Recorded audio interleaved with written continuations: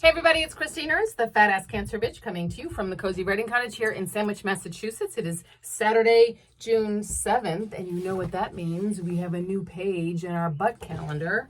We're leaving May and the Three Graces, which was lovely to look at. And we're moving on to June. Whoa, well.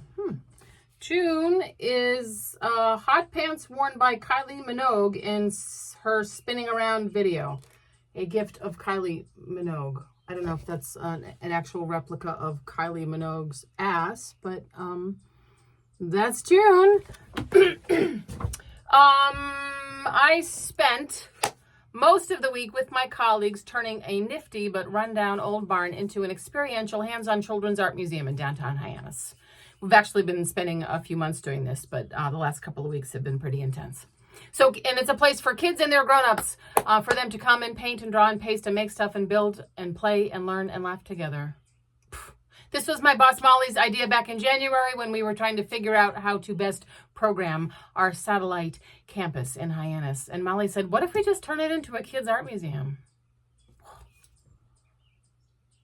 What an amazing idea. The space is filled with color and light and all the supplies and stuff that you can imagine, which even better is mostly donated. Paper, markers, chalk, glitter, ink, paint, feathers, fabric, cardboard, Legos, crayons, pencils, stencils, stamps, brushes, scissors, ribbons, buttons, beads, glue, wire, felt, string, stickers, blocks, books, clay, yarn, pipe cleaners, popsicle sticks, magic.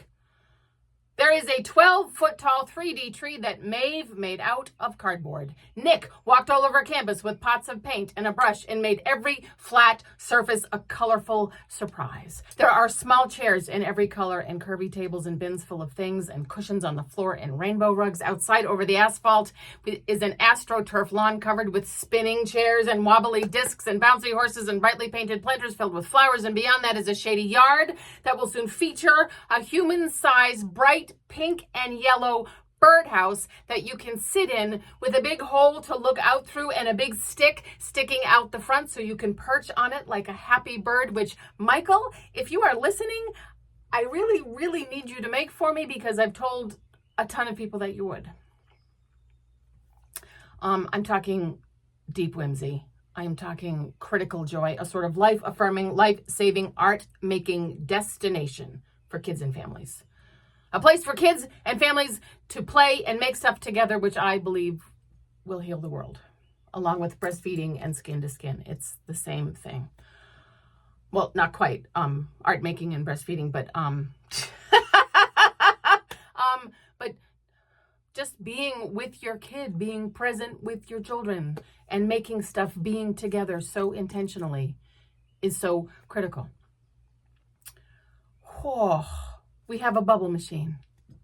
I repeat, we have a bubble machine. Do any of you remember the old Boston Children's Museum when it was in that mansion in Jamaica Plain? The huge barrels of Monopoly houses and Scrabble tiles and foam washers in the recycle shop. That was so cool. The costume trunks filled with old gowns and coats and fancy hats in Grandma's attic that you could try on and that miraculously didn't give us all lice. The giant black telephone the size of a VW Bug that you could climb on. I am almost 59 years old and still yearn to play like that. These are core memories.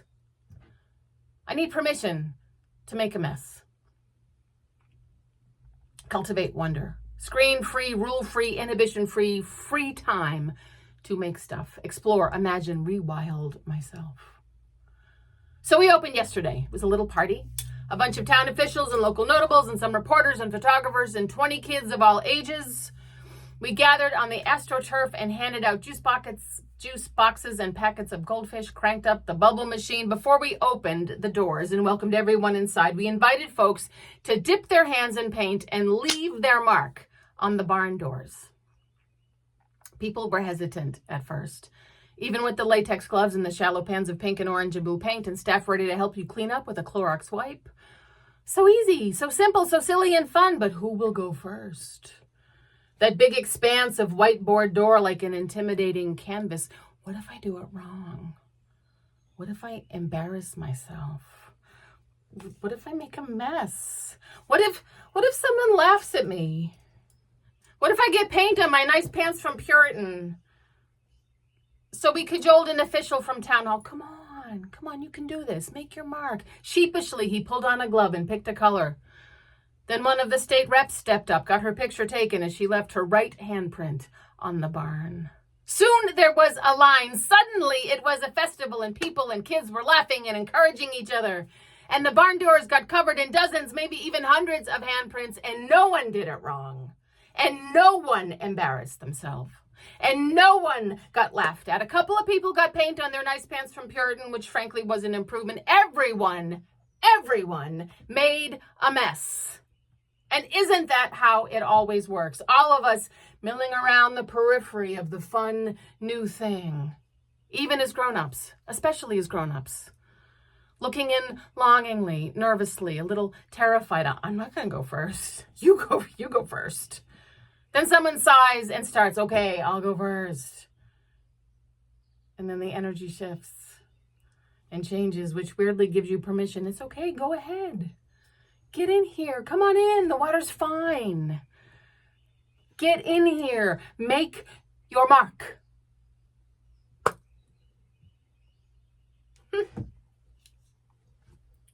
So that happened yesterday.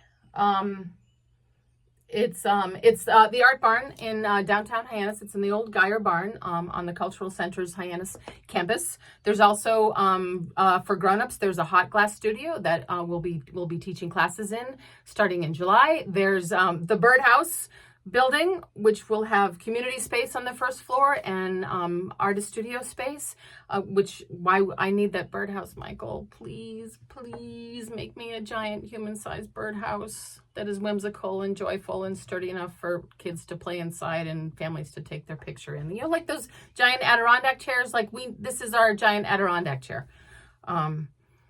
And then there's the Sketchpad, which is a short-term artist residency and also gallery and studio space for artists on the first floor. It's a magical campus, and you need to visit it. We're open, hey, ad for my job. We're open Thursday through Monday, 10 to 3 at the Art Barn. It's free if you have an EBT card or SNAP benefit, or if you're a foster family, and it's only $10 a person if you're 12 months or older to come in otherwise. And then soon we're going to have like monthly passes or memberships. It's just a joyful, fun destination.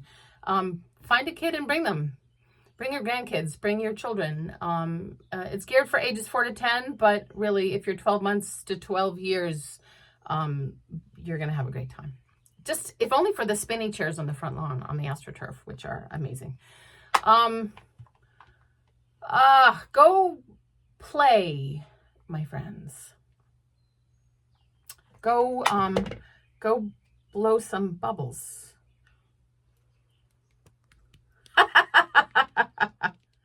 I was talking with my friend Susan this morning. She keeps one of these in her car, and at stoplights, she rolls down the window and she blows bubbles.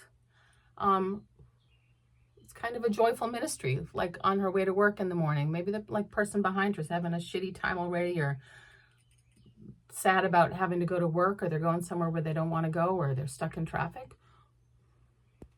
And she blows bubbles out of her window.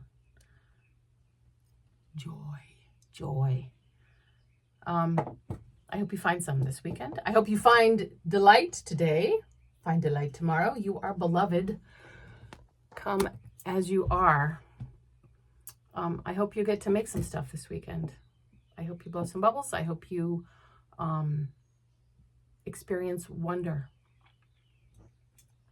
and deep whimsy. Deep whimsy. That's what we're always after. Thank you for listening. I'll see you next week.